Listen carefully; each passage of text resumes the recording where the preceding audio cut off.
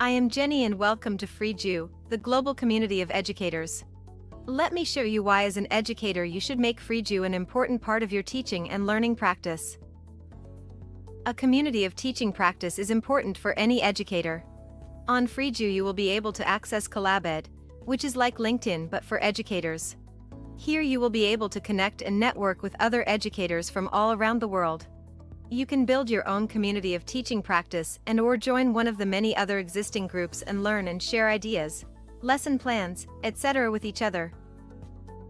Then, for a more formalized approach to professional development, you can go to SkillEd, which is like Netflix for educators.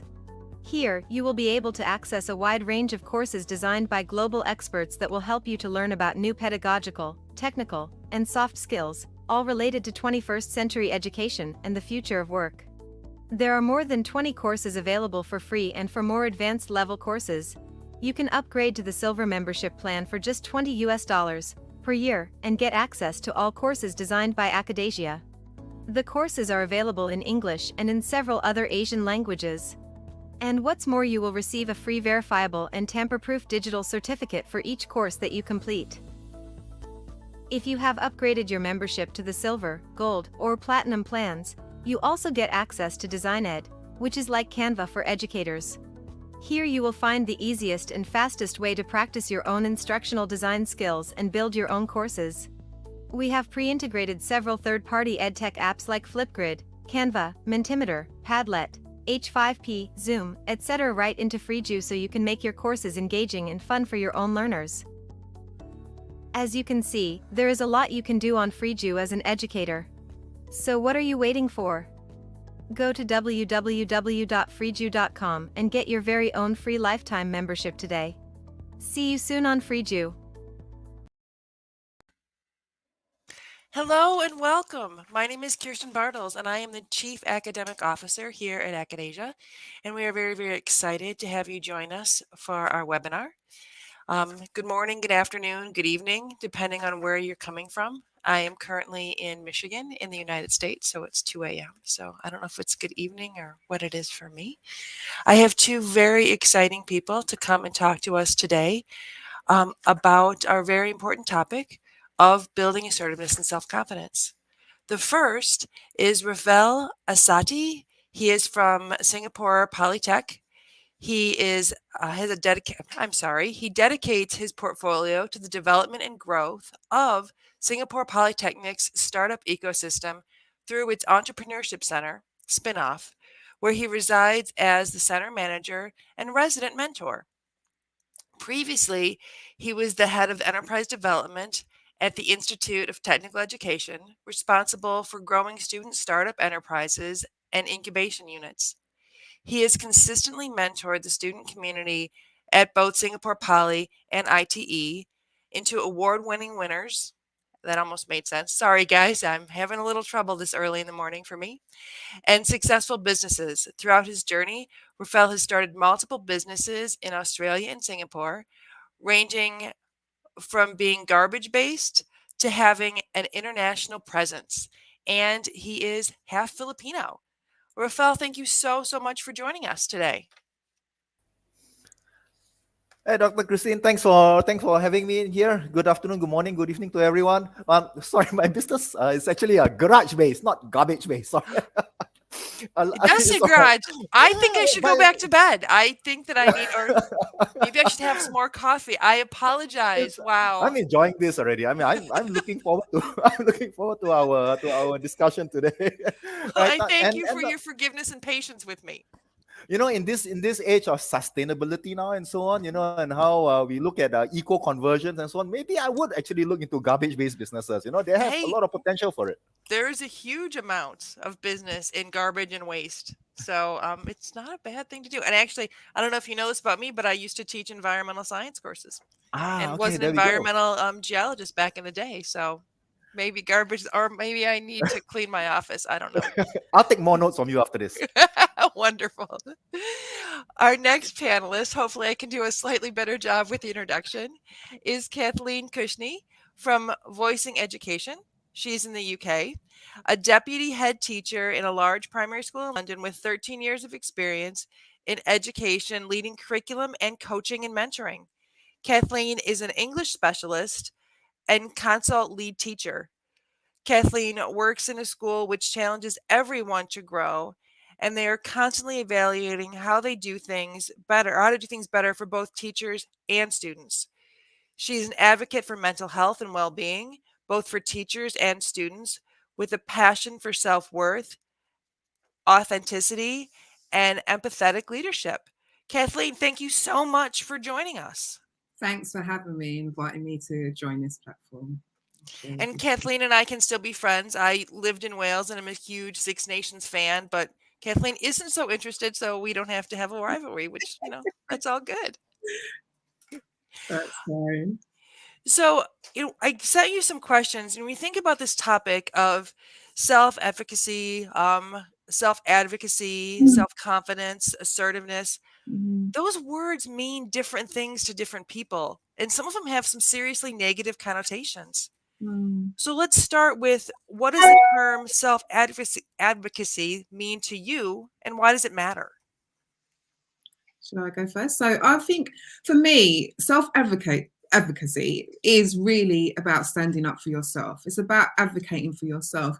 So the key thing there for me, hence voice in education, is about speaking up for yourself.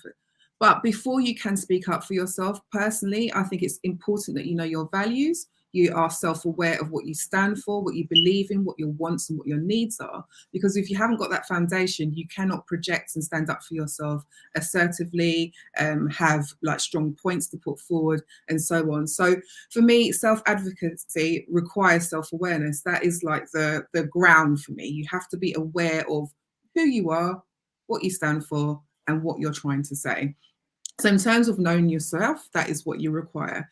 So if you're not really aware of who you are, then you may fall for things, or you may not be able to project and assert yourself correctly or wisely in order to move yourself forward. Why it matters, I mean, without self-advocacy, you're not going to move forward. You're not going to remain stuck. So I'd say that it's very, very important. And it's also important for aspects of learning about yourself, learning about the world, putting yourself forward, because you just need to keep moving really in order to grow and develop. So for me, that's what self-advocacy is. And it's a range of skills. So communication, it's being able to listen to others.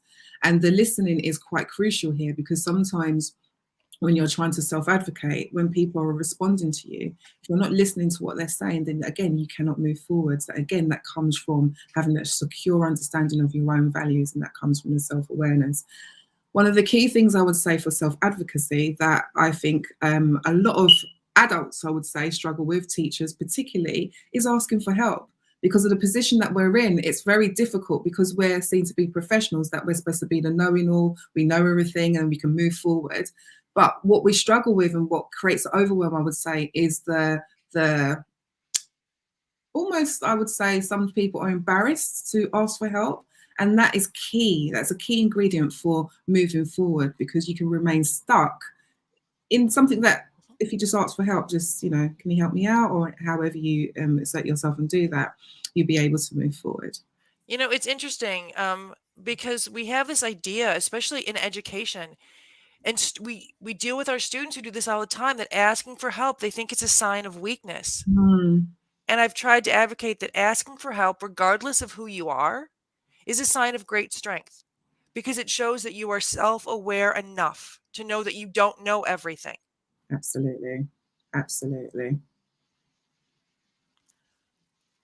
Rafael, do you have any? I totally Please. agree. Actually, Kelly put together a very fantastic package of describing it. When I look at the topic self-efficacy, and I like to think of if we were to project that onto a person, right? What would a fantastic, very strong self-advocate look like? When we are in an office or we're in a room somewhere, and a person walk in, what would a self-advocate look like? And to me, I think, it's someone who actually really represents themselves really well, in multiple aspects, right? It's not just in like you rightly so mentioned, Catherine.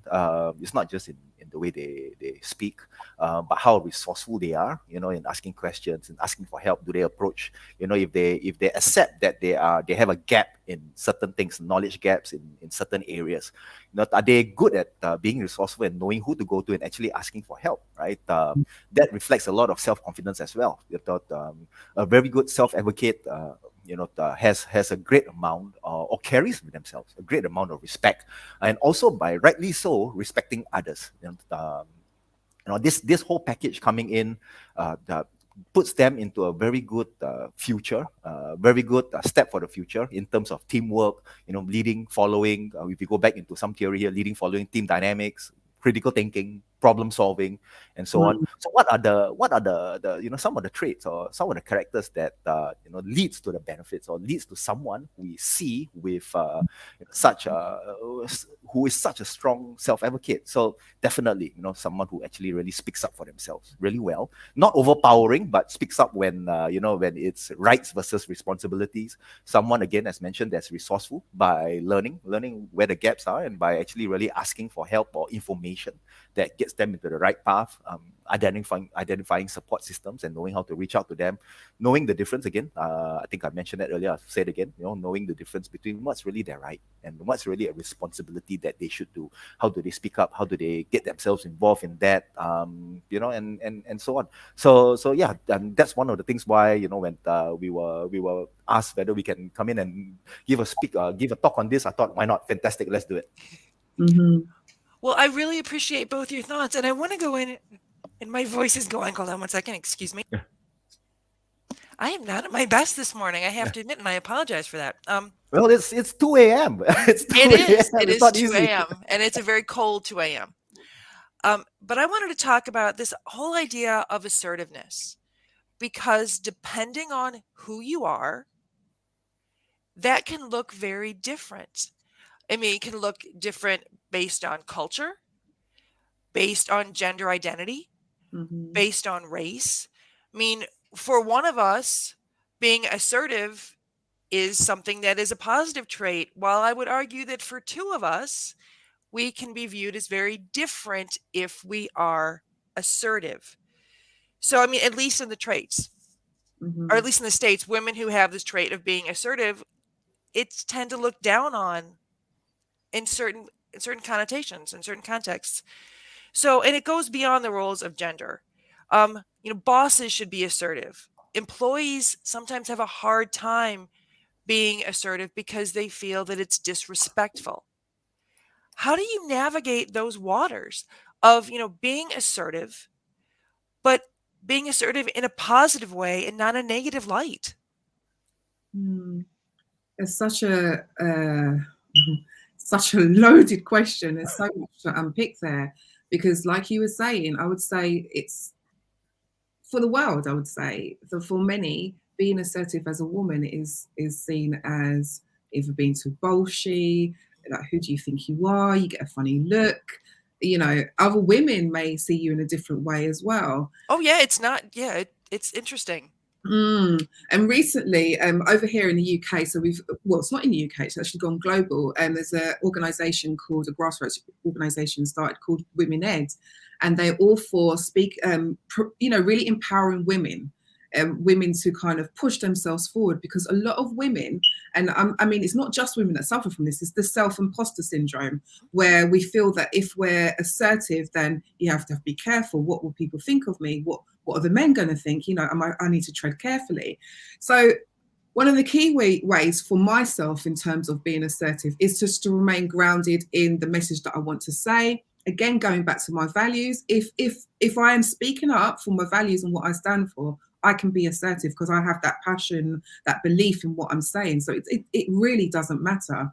Assertiveness for me is putting yourself, again, it's self-advocacy, it's putting yourself forward, being true in what you're saying. So again, coming back to that authentic leadership, being authentic as you as a person. And one of the key things I would say for women now, well, not women actually, for all people, particularly teachers, is the ability to say no. We are overwhelmed. There is so much going on. And I think it's important for us as leaders, as teachers, educators, wherever we are in the education system, that we can learn to say no. And through that, it empowers us to be able to prioritize effectively. So I would say it's okay to say no, but you just have to sometimes explain why. Blanket no may come across as being quite rude in some cultures.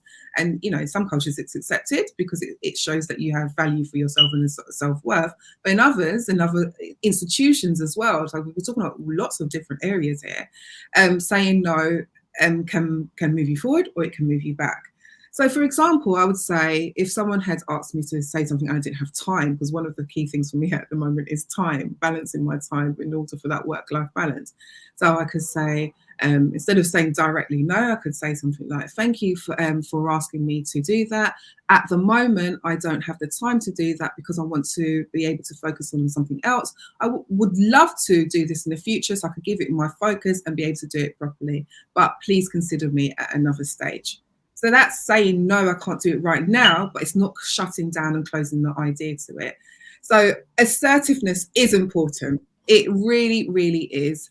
And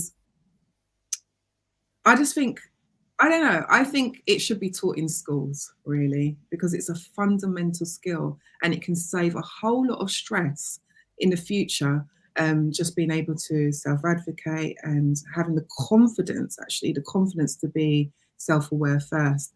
And just going back to the self-advocacy, I would say that having a self-awareness first and the self-respect, and then comes the self-confidence. And that's kind of how I look at it. That makes sense. Mm. Rafael, any I think, thoughts? yeah, I think on so okay. So my background is in innovation and entrepreneurship. That's something we've been doing, or at least myself has been doing for maybe the past 10, 15 years in entrepreneurship education, and before that, of course, starting businesses. Um, so breaking it down in a few things, right? I would like to think that being assertive is actually more so, it's a very tricky thing, right? Especially how it spreads across cultures and Mm. the office settings and so on. But being assertive is probably more middle ground um, in terms of communication. So if we look at someone who's assertive, that person may not is not aggressive. It's not communicating aggressively, but that person is also not being very passive, right? So it's really a middle ground method of communication, right? And when we have pitching sessions, or when we have startups who are looking for funding, and they are just pitching to a panel full of panelists with VCs and academics and so on, they have, or we actually inspire them to be assertive to a certain level, meaning to say that their communication has got to be very clear, has got to be concise, straight to the point, because they have uh, a bit of time limit there. So they really got to be straight to the point. Whatever they say normally has got to be backed up. So if they are saying that they are going to achieve a certain amount of revenue by a certain amount of time and so on, based on a particular target market or the size of the market, it's got to be substantiated with some data and facts, and who's going to run it out, roll it out. What are the success indicators for it, and so on. Then at the end of everything, of course, there will be feedback from the panelists. And when they take in their feedback, there's always that Q&A, and how maybe the panelists may have missed out certain things. So that's where those who are pitching will get a chance to actually explain again what the panelists would have missed out. So putting a whole objective light on it, right? To me, being assertive is, again, it's not extremely aggressive. It's not passive, but being very clear, being very honest, being articulate in how they communicate. And if it's filled with very strong opinions, of course there should be a point where is the data strong enough to back it out as well. It's really open communication. Feedback is great. And of course, if we want to put in certain idioms, assertiveness also in a way could mean agreeing to disagree, right? That does not mean that they have to win every argument all the time. Yeah, so I think that's probably my 2 cents worth on assertiveness. I really appreciate the comment about assertiveness is not necessarily aggressiveness. You can Mm. be assertive and not be aggressive. And I think that a lot of people don't see the distinction between the two. They think if they assert themselves, they are, being aggressive, and then people are going to, step back from them. So thank you for making sure that, people understand there is a huge difference between those two. Most welcome. Most welcome. Thank you, Dr. Christie. And I want to shift for a minute. And I want to talk about self-confidence, because self-confidence is another double-edged sword. And, we tend to almost make fun of people who we think are too self-confident. Who do they think they are? But I think that especially with teachers, and I think, these topics are so crucially important to teachers, being able to be assertive, but also being able to be self-confident. And what does that mean? And, for me, let's be honest, I started out this webinar horribly. I am embarrassed at the way I messed up my introduction of your file, but I can't dwell on that, because if I dwell in that negative space, this is going to go very poorly. So for me, forgiveness is a very important part of being self-confident. I wanted to see, what aspects do you think that people need to have? What traits do they need to develop in themselves to be able to acknowledge and be self-confident?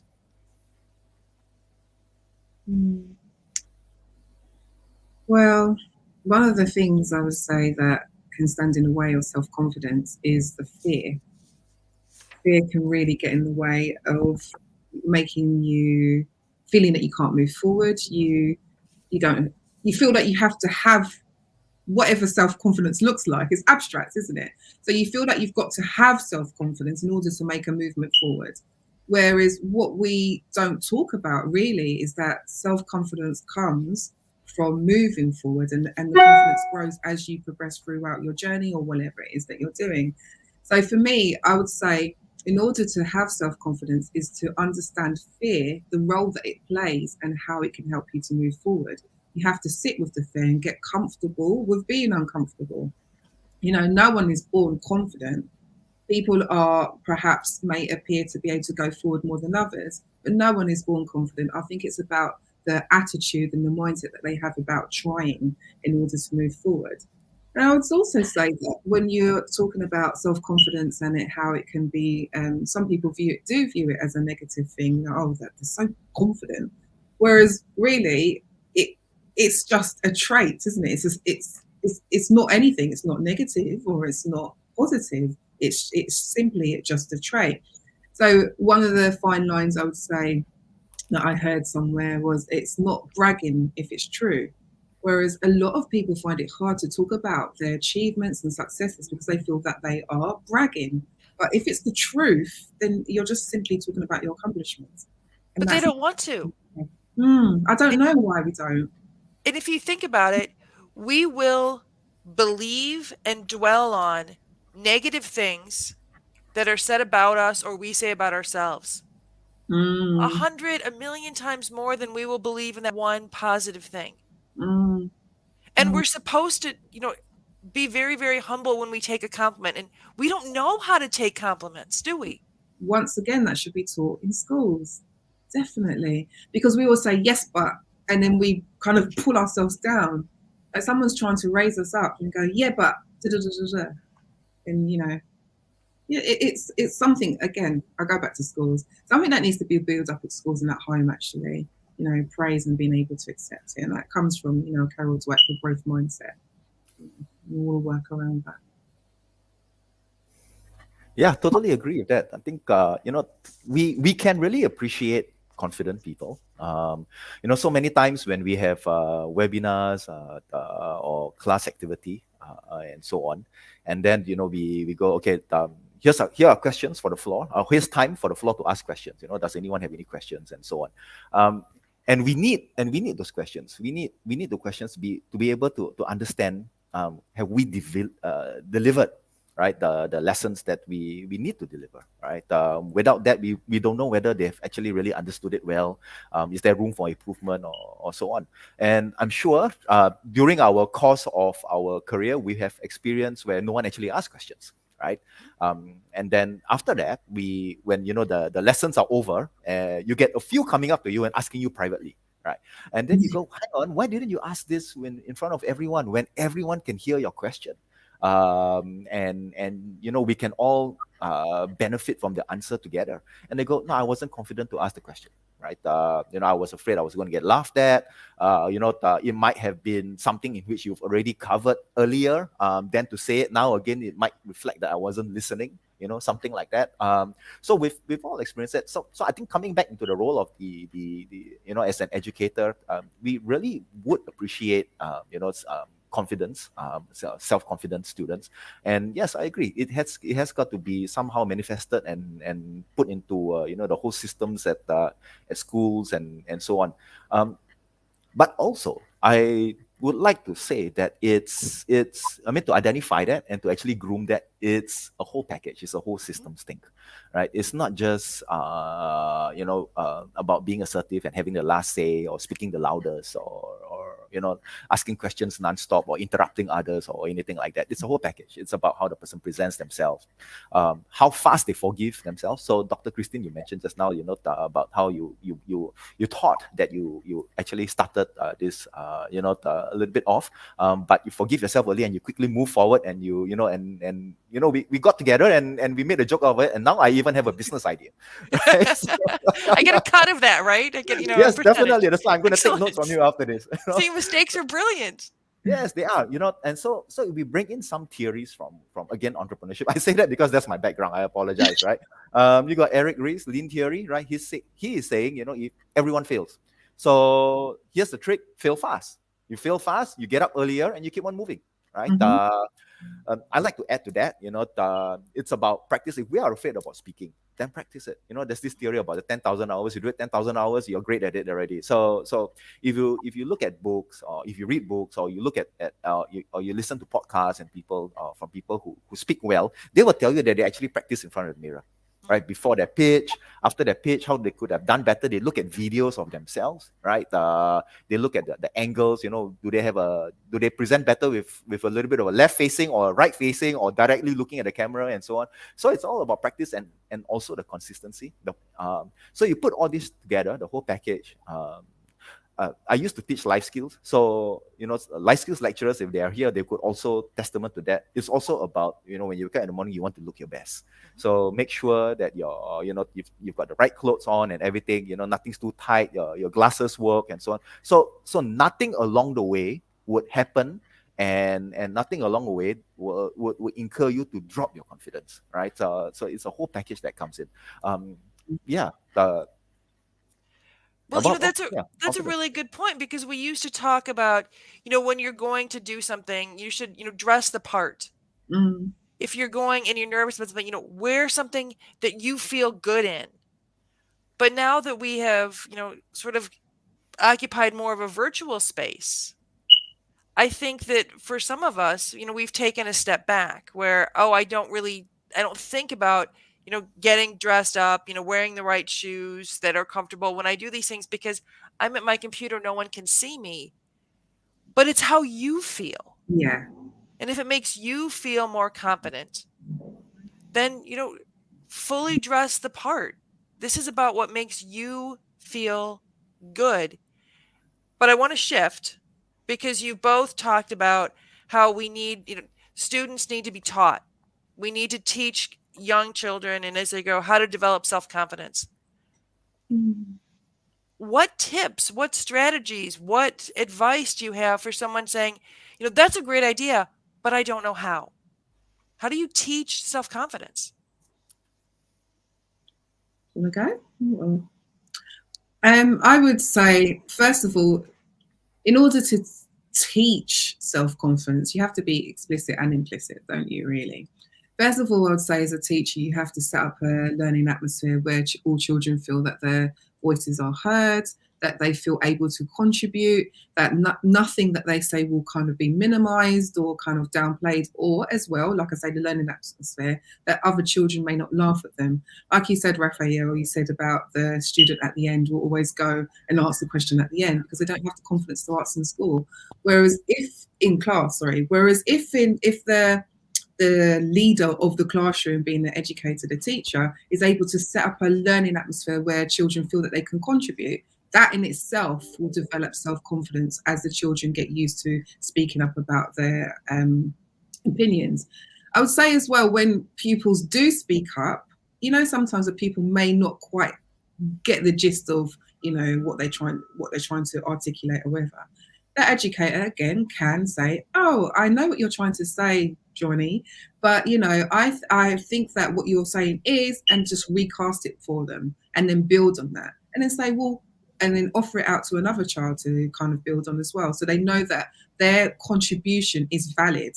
And I think again, it always comes back to making that person feel valid, feel safe, and that their voices are heard and listened to.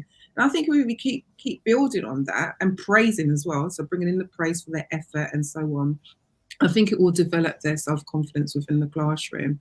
And one of the key things I would say that comes from once a child is able, or a student is able to contribute within lessons or lectures or so on, is that when they are beginning to develop their confidence, teach them that it's natural to challenge others. It's the challenging others and the practice of that within the classroom, within that safe learning environment that you've created as an educator, whereas people can practice that being assertive. If they disagree, then they can say, I disagree with you because, and be able to back it up. And in future, as they grow older, that it's just a normal part of conversation. They can assert their opinion and again self-advocate, going back to the beginning. I'm looking at the private chat now. So actually, I'm going to incorporate a question that came in. I was going to start. Great minds think alike. I was going to start bringing them in. So please feel free. Okay. So there's a question here, right? How can you be confident around people who put you down? Always, right? So it's valid. It's extremely valid. So sometime back in my teaching career, we all attended a course called 7 Habits for Highly Effective People. I thought that was fantastic, right?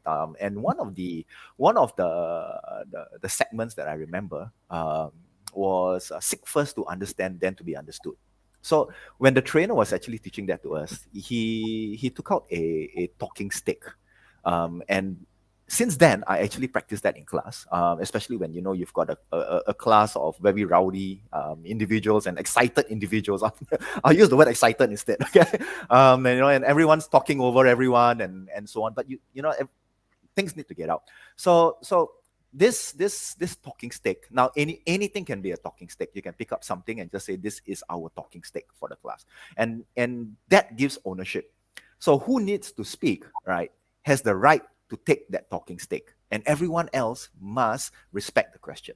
No interruptions, respect the question, and then after that, it's really back up to the educators how the answer should come out. Whether as an educator, you want to deliver it yourself, or you moderate having the answer coming out for one or two of the other classmates. It probably won't be easy to implement at first, but after a while, when I started using the talking stick, I actually was able to take it away, and it just went on autopilot. It was a fantastic thing I took away from that course. So not promoting Stephen Corey or anything like that, but it's just something I thought I want to mention, especially looking at this question. I mean, we get put down quite a lot of times throughout our lives, right? From people who tend to be bullies. Right, they bully because they're not confident themselves. Right, Exactly. it's simple. Yeah, they can't take someone higher up than them. Right, they don't know how to reply to that. So naturally they go down.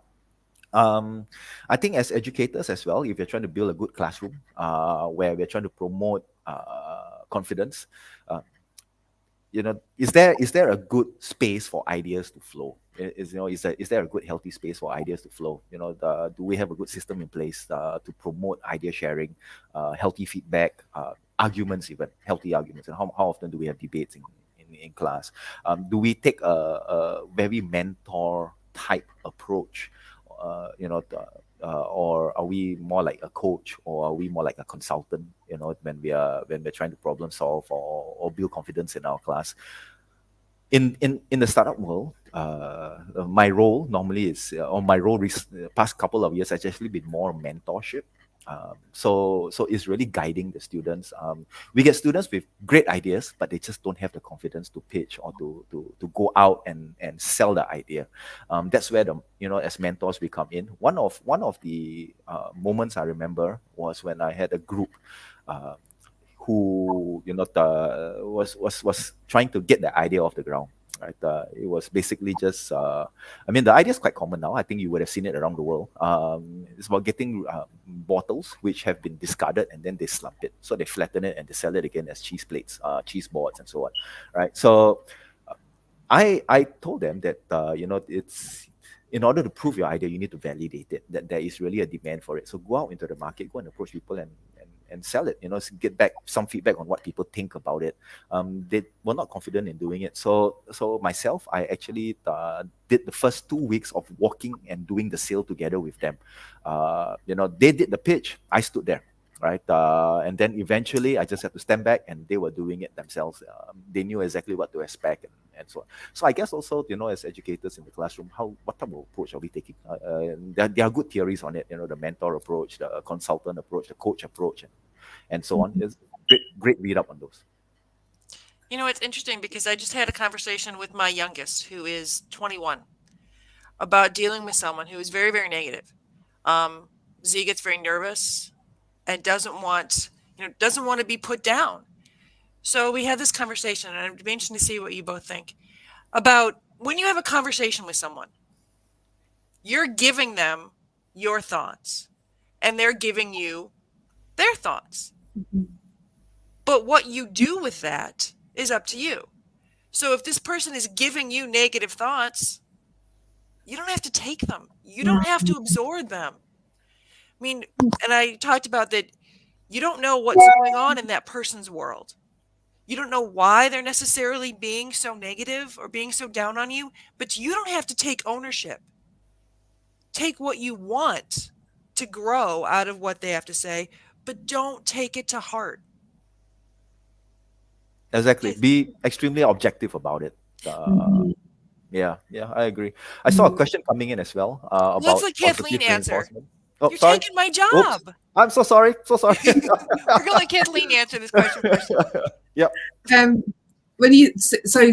you want me to answer the question or just elaborate on what you said? Either, both. Give your thoughts. I agree with what you said, and it's nice that you had that conversation actually, because I think the freedom comes from knowing that when you're having a conversation, yes, you're just giving your opinions, and the other person are giving their opinions as well. And if you don't like it, you can leave it. It's absolutely fine.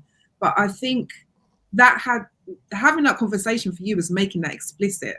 And I don't think that, going back to the classroom, that we make that explicit enough, that it's okay to leave what you don't like and take what you do like, because everybody has a different opinion, different perspective, and it's what resonates with you.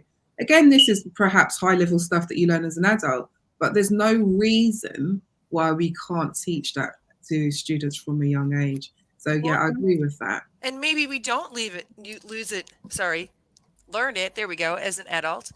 And let's go and transition a little bit with the same topic into the idea of the virtual world.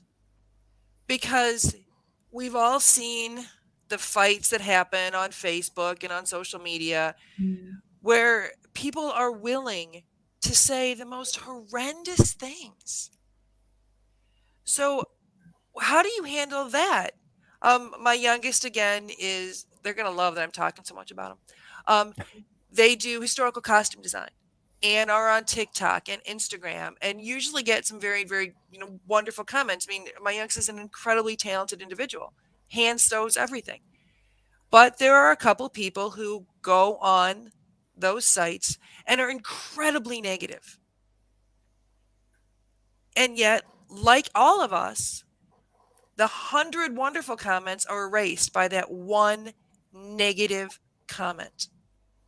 How do we help everyone, especially those most vulnerable, deal with the cyberbully, the people who are really trying to tear us down in the virtual spaces that we can't have conversations with? I would say that comes down to going back to your values and the belief in what you're doing. If you have a strong conviction in what you're doing, what you're saying, what you're putting out there, it sounds easy in words, but that is it.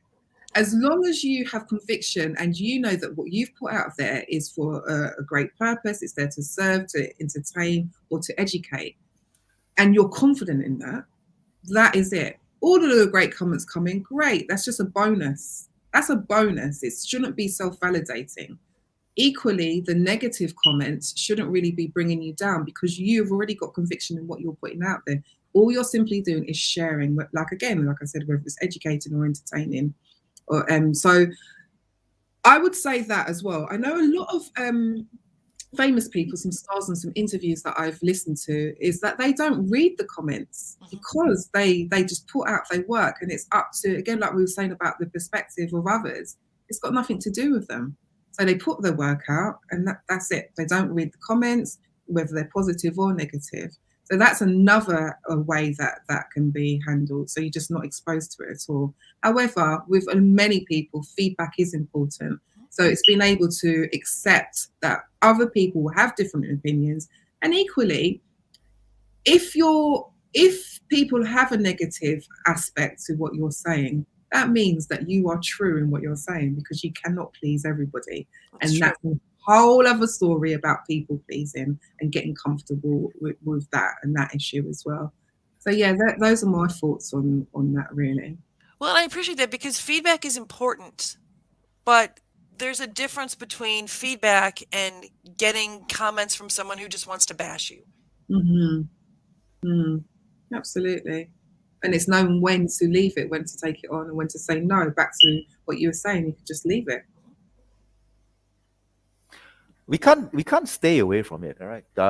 Can't we? This whole social media, online thing, it's just evolving, and especially now in the future, we've got metaverses and all that coming up, virtual realities and everything. It's just gonna be more and more. We can't really stay away. I mean, personally, I don't feed the troll, right? And that's what I tell my students and so on as well. It's a little bit hard, especially when you are trying to promote ideas. In my center, we've got startups that need to get their branding out, so they need to actually be regular on social media, and with everything you get some good, some bad. What do we do with it? I guess we really have to understand first that these are the things that can happen, the negative things that can happen once we choose to go on it. Thankfully, if we look back at the platforms that allow it, we are able to control it to a certain extent. We can disable comments, or we can actually approve the comments. So when someone does comments, we can look at it first and then put it up and so on. Negative ones, just don't post it. Thanks for all these platforms that are creating all that. If we are very active on Telegram, some are doing Telegram channels, 0 comments, and so on. So I guess if we really need to go on social media to get stuff done, number one, I mean, just to sum up the whole thing, right? Number one, I think we have to understand first why we are there, and to expect that negative things can happen. Just have to be strong about it. We cannot avoid it. We cannot. I mean, unless we want to live in the mountains or so on, right? But other than that, it's everywhere now. We can't get rid of it. And number two, if we really need to go on social media and so on, or as educators, we are promoting particular digital learning tools or anything like that, maybe we have to do a bit of due diligence to find out whether there's any way to remove negative comments or moderate those comments coming in. I think that's a little bit healthier for in this aspect. Well, and it's interesting because we will take ownership without knowing why someone made that negative comment. I mean, maybe they just got bit by a dog and they're in a bad mood, or their grocery bag ripped and they're in a bad mood, and you just are the victim of them needing to get that negative out. And we take that and we let it rattle us to our core. And I think it's important that we don't let that stuff really, really shake us. We don't dwell in the negative spaces, but we love to. That's where we go. So let's not, and let's switch it. We have someone who wants to know how self-confidence is associated with building assertiveness. And are they relatively negative? In what way? I don't think any of us think that self-confidence or assertiveness is negative. No. But there are those connotations. So let's talk about the positive aspects and the association between self-confidence and assertiveness. And I'm going to let Rafael go first. All right, so we define it again. the assertiveness is not it's a middle ground, right? It's not aggressive. It's not aggressive. So I mean, I've seen people who are extremely confident, they don't need to get their point across by being aggressive, right? So just to define it first, the assertiveness, it's again to us maybe a little bit more middle ground. Now, if we spread that across cultures, then of course, or ranks, who speaks first and so on. But if we are looking at when the time comes for us to actually present the things that we need to say, the assertiveness is really, again, firstly, do we speak up? And when we speak up, do we substantiate by having clear, concise engagements? I won't say arguments, I'll say engagements, right? Do we back up anything with data? Are we honest with what they're saying? Are we open to feedback? Are we objective about it? Do we agree to disagree? Can we have an actual healthy discussion? And I think actually, if someone is doing that, right, open to criticism and have a good healthy discussion, and then after that, mate, thanks for the discussion, that's great, let's go for lunch, that person is way more confident, right? Way more confident than someone who really needs to shout and get their point across. I agree. I would say sometimes I think people get confused between being assertive and aggression, is because they leave being assertive too late. So then when they do speak up, it comes across with all the emotion, and that can be perceived as aggression. That's an excellent point. Yeah. So I would say in terms of being assertive, it's just trying sometimes just to just dial down the emotion slightly, just slightly, just slightly enough to get what you're trying to say across. And then when you see that your point or opinion has landed, then that again goes round back to developing self-confidence. And I think it's a cycle, really. Being assertive then develops your self-confidence, and you just keep on going and building from there. Well, I have one more question, and then I'm going to invite Jake to come in and help go through all the questions from the audience. And if you're watching and you have questions, please post them in Mentimeter. We will get to as many as we can. But here's a question that I think is important to ask. We send or we receive very, very mixed messages about failure. A lot of people still believe that failure is a bad thing. Others think it's a starting point in a learning experience. And I think that we believe that it is the latter, that it's a learning point. How can failure be used to increase self-confidence? That seems counterintuitive, but how can failure actually help self-confidence? I would say if we change the way that we look at failure and see it as an opportunity to develop and grow from, then that can actually help your self-confidence. Because failure is just that you just haven't found, it just didn't work that time. With the resilience, then you can come back and try again. And I again, going back to that being taught, if we understand that failure is just a tool to help us, to push us forward, it's a completely different perspective, then we won't fear it. Failure, it should really be embraced. But I think that the way that society and everyone talks about failure makes us feel that, oh, we should go back in our box and not try again because we failed. No, we've just not achieved what we wanted to achieve at that time. The language that we attach to that is failure. If we took that language away, we could just keep on going. Babies do it, don't they? They fail every day when they're trying to walk. They fall over. No one says, oh God, you're a failure, and then they don't get up again. We're designed to keep trying. But I think society and the language that we've attached to things can actually dampen us down. So yes, I would say failure teaches us where to tweak and improve. It forces us to get better, but it all comes back to the mindset and our approach to it. And according to Rafael, we're supposed to fail faster. Yes, yeah, I agree. In fact, Kathleen, you hit the nail on that one. I've heard so many times, we're not going to try because we're afraid of failing. And to me, that's very disturbing. How do we progress forward as a species, as a nation? or anything? How do we progress forward if we don't want to try, and simply because we're afraid of failing, right? So it's really a mindset thing. How do we encourage that? Then I saw in the question someone talking about positive reinforcement. I think that's fantastic, right? It's when teams go out and they experience failure and then they come back, what do we do? Do we scold them?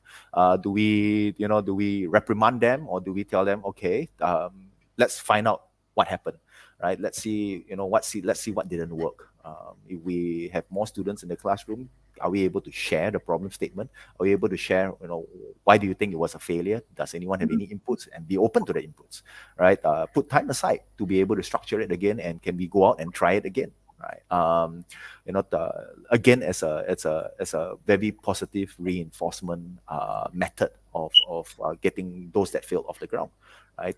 So yeah, I think really I agree. It's a mindset thing, and we should actually embrace it. Not saying everyone just go out and fail, all right? I'm not saying that, but look at it in a different way. If you don't fail, it means you didn't try. It's as simple as that. It goes back to Carol Dweck with growth mindset, and where you're praising the effort. It's the effort that's important. It's the effort that keeps you moving forward, and the effort that's going to equal growth. Well, and how you interact with someone who, especially someone who looks up to you, if they fail, I mean, do you scold them for their failure, or do you treat them with grace? And I think I was talking about an experience that I had when I was doing my PhD with the fabulous Peter Barry, and how he could have done a variety of things, but what he did is he treated me with grace, and how that changed my entire mindset of how I have treated every student since. I mean, I don't need to beat them up when they make a mistake, because you've made the mistake. Very few people don't realize, and you don't need to make somebody feel bad because they've made a mistake. So I think one of the things that we can do is we can just emulate the behavior that we want to see other people do. So when you get a compliment from someone, graciously accept it. Yeah. And then own it. Jake, will you join us? You want to help us do some questions? Hi, Kirsten, Raf, and Kathleen, and all the teachers are watching. Yes, there are a few questions. And I'll go ahead with the first one. Many kids have been cooped up in their homes because of the pandemic the last 2 years, and that has affected the level of self-confidence and self-esteem of the kids, as observed by teachers, whether in their on-site or online classes. Any practical tips for our teachers to help their students regain that confidence and that self-esteem that they need to be able to succeed in school again? Well, Jake, while our panelists think about that, you're an educator and a parent. Right. What have you done? As much as I could, we just try to do things as normally as possible at home, right? Making sure that there's balance in the activities of my daughter. There's time for school, but for the last 2 years, it's all been online. But at the same time, we make sure that we build in outdoor activities, physical play, and a lot of conversations between her and the parents. And hopefully those things will equip her and prepare her well when she finally gets back to school. From my end, those are some of the things that we've been doing the last 2 years. Mm-hmm. I would just to build on that, I would say it's the social, creating the social situations where children are able to converse, because that's a skill that we're going to need all of the time anyway. So if they're able to continue to socially converse with real people, like what we did when we were growing up in our generation, where it's around the dining table, then because we're online all the time, we need to bring that back. We have to literally force it. So social situations where you're able to converse, express your opinions, and know that they're valid. I think that's important. And then when they do return to the classroom, they can just continue to practice that talking and that social and being able to listen to others. So that's what I would advise, really. Yeah, this is really a hard one to answer. you know, and I probably won't have the best answer for it. Yeah, going full digital, full virtual is actually has been very tough for educators and for students. So you know, the question was about kids having difficulty. I can tell you, adults, everyone's having difficulty with it as well, right? The minute we could, I tried to make it hybrid. So when we could bring everyone back to the classroom, or maybe in batches and so on, at least get some social interaction there. You know, again, I stand corrected, but one of the most cruel punishments our penal system can ever come up with is to put someone in isolation, right? Humans need to interact with each other. So there has been quite a lot of recent developments, or maybe I should say maybe in the past year, where a lot of companies are actually looking at this same problem and they are trying to fix it virtually. So there has been a big push. In so I know we're talking about education here, but again, I come from an I&E background, so this is something that I'll mention that I've noticed. Right, there has been quite a lot of new industries being formed, connecting humans through gamification, right? So there's a lot of interaction, and games are being recognized as competitions, as academies for it, and all that, just to get humans to interact at least as close as possible to what's real. And that's how the metaverse and all that is being formed right now, you know. So yeah, so it's more, my reply was more of thoughts rather than actual advice. I think we're all going through the same thing as well. Well, you know, it's interesting that you brought up gamification, and because my eldest, he plays games with people from literally all over the world, and he has friends that he has never met, but they are very close friends. They are confidants. They get together on Thursdays and they do this F1 racing thing. They live stream it. If you would have told me 5 years ago, I would look forward to watching my son live stream a racing game and that I would know anything about F1, I would have thought you were insane. But in a way, a lot, I mean, and Jake is not, he's not 6, he is 24. Not this Jake. This is not my son. My son is asleep in Grand Rapids, Michigan. At least I hope he is. But you know, he uses this as a skill to go and, you know, collaborate and work together. But he established these friendships when we lived in the UK when he was 9. So it's interesting that he has been able to maintain these close relationships because of the virtual world long before he was stuck in the virtual world. So I think that the attitude is different. This was something he was used to doing, he enjoyed doing. So he had an easier time when everyone in a lockdown because he's like, cool, I get to hang out with my friends, just like I always do. And play more games. Yeah, and play more games. But I think it's about balance. And one thing I want to say to everyone who is watching this, please breathe. Please forgive the little foibles that you make. We're all going to make mistakes. We're all doing the best we can. We, as educators, you know, you are the most overburdened people right now, educators and healthcare workers. And we're trying to help you however we can by doing this. Believe in the goodness in your heart. That's why you got into education. Don't let other people shake that. And if someone is so negative, take a break from them if you can. Get away from them. Even if, you know, you're talking to them and you just say, excuse me, but I need to go to the bathroom. We don't like to say we have to go to the bathroom. It's embarrassing. But most people won't say, no, you have to continue listening to me. If you say that, it gives you a chance to take that break. And even if all you need to do is step outside and breathe, give yourself a break and demonstrate that to your students so they learn that, hey, sometimes I need to breathe first. I need to collect my thoughts before I speak, and then I can move forward. Jake, what questions do you have for us? Yeah, Chris, I think we've pretty much covered the questions. Excellent.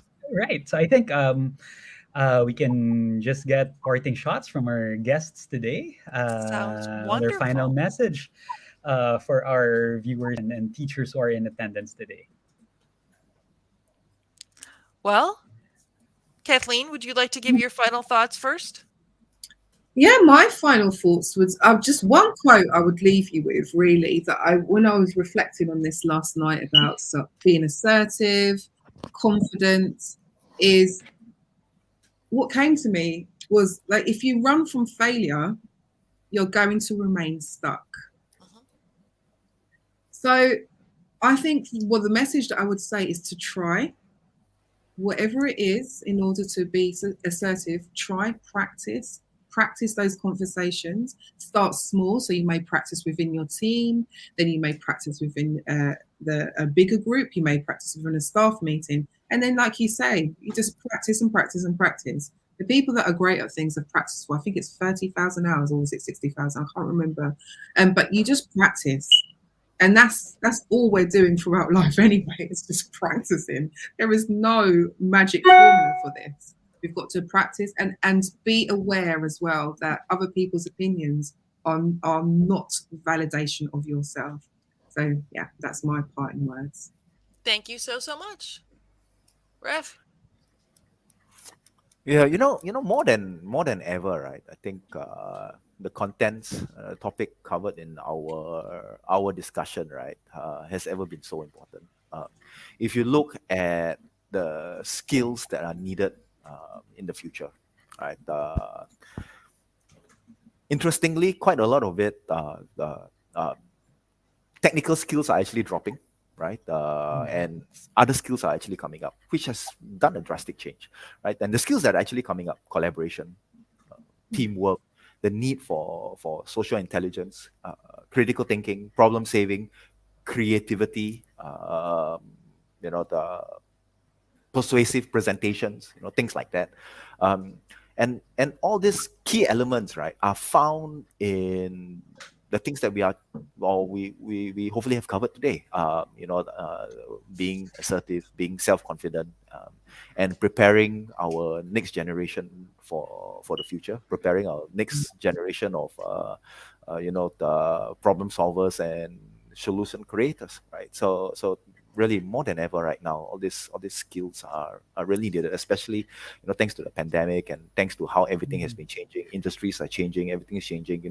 We've got different ways of having education delivered, and our human engagement is changing so fast. Yeah, extremely important right now. Jake, you are a parent and an educator who is very self-confident and assertive. What are your parting thoughts? I'll give you the Well, opportunity to. right.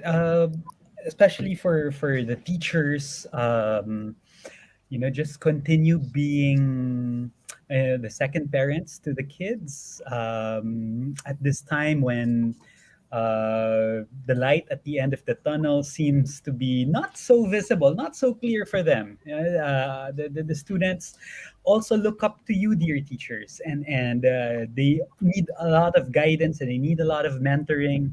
They need a lot of care and kindness from the teachers. Maybe there are instances when they don't easily get that kind of guidance or support from home, and then the people they tend to direct their attention to would be the teachers. So in helping them learn the skills and develop self confidence and the life skills that we want, let's just keep that in mind and in our hearts all the time. The passion to really help them grow, and form them the way we want them to be, and we want them to be not just surviving but thriving in this new kind of world that we have. So that's what I want to be able to remind teachers to do, to always be mindful of the the deeper meaning of the work that we do, and the very important responsibility that we have as their educators and formators. Thank you very much. Yeah. I think that one thing that was emphasized repeatedly was, listening to yourself, being authentic. And I think that that is the most important thing you can do in all aspects. Listen to yourself. Give yourself a break. When you're feeling not the best, give yourself a break. Give yourself time to regroup. Model that behavior for your students. Mm. Um, if you just, if you need to say, hey, I need to take, 2 minutes, then your students see that, hey, this person can say they're advocating for themselves. They need to take a little bit of a break. I think modeling behavior is the best way for students to learn. Please listen to the positive things that are said about you. And very importantly, please say positive things about yourself. If you want to build self-confidence, don't say the negative things about yourself because you're going to believe what you say. Say the positive things. I just got this. Jake is getting sick of this. I show this thing all the time, and you can't see it because I have a green screen, but it's green. And it's my daily planner, and it has every morning I am supposed to say things that I am grateful for, things that I look forward to, and a positive statement about myself. And as much as when I bought it, I thought that was kind of cheesy, and I really didn't like it. It helps me put my day in a positive mindset. And that positive mindset helps with self-confidence, helps with assertiveness. So please believe in yourself. You are doing amazing things. We are very, very thankful that you're out there doing things. There's a lot more that we have to offer about this topic of self-advocacy, about building self-confidence and assertiveness. So we need you now to please go on to Freeju and go through and take the course. It's there for you. It's ready to go. That's how you get your certificate. Jake, what else do we need to tell them about Freeju? Right. Yes, we would want to invite all the teachers who are here. Of course, even our guest today to go on Freeju. It's a networking and learning platform that will help you connect with educators globally. So, dear teachers, whether you're in the Philippines or in Indonesia, in India, or we're also seeing that we have participants from Africa, please feel free to go on the platform and explore the exciting features that we have for teachers. Remember, the mission of our group is to empower educators everywhere, and we do that through Freeju, our global community of educators, and there you will find many opportunities for professional growth and development, but more importantly, of course, to really build our skills, our attitudes, our even our passion again for teaching. You will see that on the platform, and the ability to make connections. That's right. So then you can, we're talking about practicing things. And if you're not sure how something is going to go or how you're going to have this conversation, we have multiple groups that you can get involved with and connect with people. It is a networking tool as well. So then you can ask other people's opinions. You're not going through this alone. Freeju is a community of educators. We're there to help you. That's why I get up in the middle of the night to do these things, because they're fun for me to connect with you all. So please go on Freeju so you can continue to grow and we can continue to help you. Thank you sincerely to the panelists, to our behind the scenes people, Abby and Ethan, who helped us out a great deal today, Jake for coming in and helping out, and for all of you out there who were watching this live or watch it later, thank you for all you do. You're making the world a better place, and we genuinely, truly appreciate you for it. Thank you so much and have a wonderful day.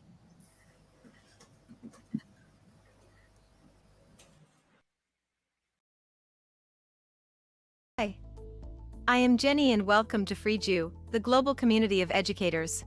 Let me show you why as an educator you should make Freeju an important part of your teaching and learning practice. A community of teaching practice is important for any educator. On Freeju you will be able to access CollabEd, which is like LinkedIn but for educators. Here you will be able to connect and network with other educators from all around the world. You can build your own community of teaching practice or join one of the many other existing groups and learn and share ideas, lesson plans, etc. with each other. Then, for a more formalized approach to professional development, you can go to SkillEd, which is like Netflix for educators. Here, you will be able to access a wide range of courses designed by global experts that will help you to learn about new pedagogical, technical, and soft skills, all related to 21st century education and the future of work. There are more than 20 courses available for free, and for more advanced level courses, you can upgrade to the Silver membership plan for just $20 per year and get access to all courses designed by Akadasia. The courses are available in English and in several other Asian languages. And what's more, you will receive a free verifiable and tamper-proof digital certificate for each course that you complete. If you have upgraded your membership to the Silver, Gold, or Platinum plans, you also get access to DesignEd, which is like Canva for educators. Here you will find the easiest and fastest way to practice your own instructional design skills and build your own courses. We have pre-integrated several third-party edtech apps like Flipgrid, Canva, Mentimeter, Padlet, H5P, Zoom, etc. right into Freeju, so you can make your courses engaging and fun for your own learners. As you can see, there is a lot you can do on Freeju as an educator. So what are you waiting for? Go to www.freeju.com and get your very own free lifetime membership today. See you soon on Freeju.